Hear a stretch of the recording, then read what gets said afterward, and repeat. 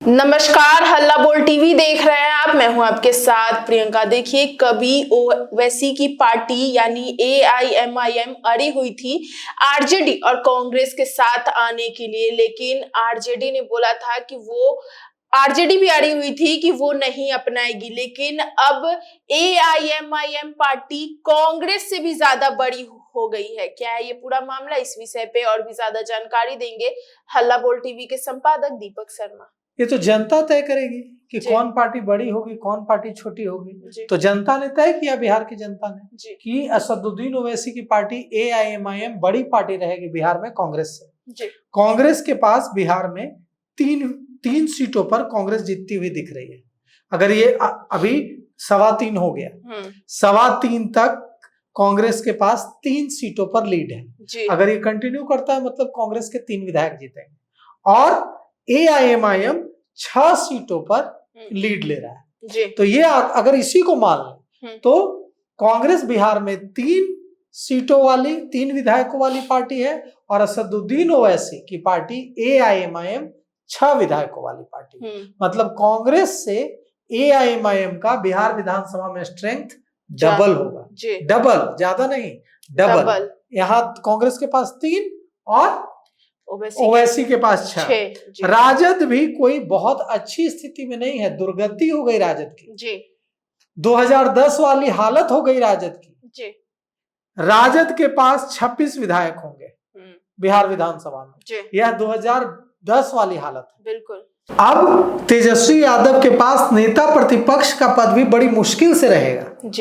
तो बिहार विधानसभा में नेता, कहां मुख्यमंत्री बनने का ख्वाब और कहां बिहार विधानसभा में नेता प्रतिपक्ष पर भी बिहार विधानसभा में नेता प्रतिपक्ष की भी हैसियत रहे, इस पर भी संकट के बादल मंडरा रहे हैं।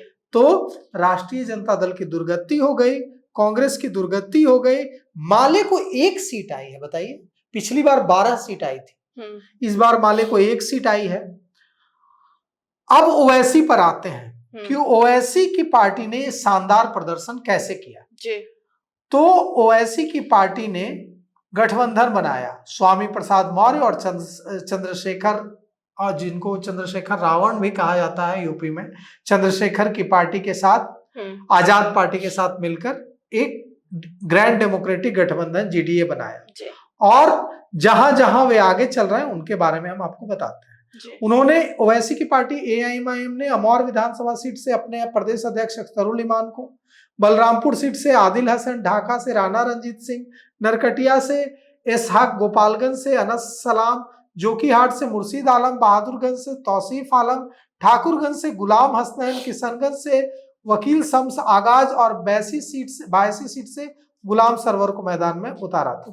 वहीं सिरघाटी से साये अली खान और दूसरे सीटों पर उतारा था।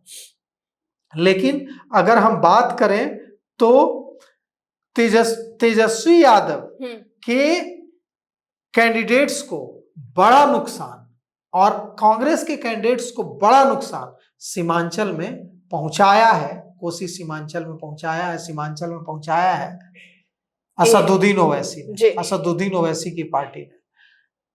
भले ही 6 सीटें जीत रहे हैं, नुकसान तो पहुंचाया है 20 सीटों पर। सीमांचल, कोसी सीमांचल की 20 सीटों पर नुकसान पहुंचाया है और हार की वजह बनी। मतलब अगर यह कहा जाए कि अगर ले लेते ना ओवैसी को तो फायदे में रहते। बिल्कुल।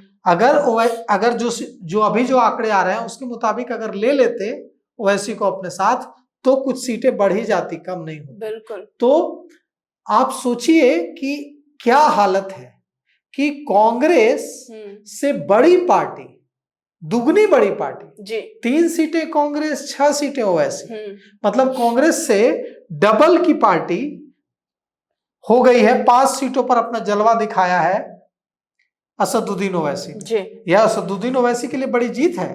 पिछली बार उनके विधायकों को आरजेडी ने तोड़ लिया था, इस बार जलवा दिखाया है और आरजेडी की इस बार दुर्गति हो गई है। बिल्कुल।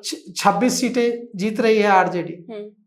तो इस बार तो विधायक जाएंगे भी नहीं। पिछली बार तो बड़ी मजबूत परफॉर्मेंस रहा था, पिछली बार तो चले भी गए थे टूट करके। इस बार तो वैसे के विधायक टूट कर जाएंगे भी नहीं।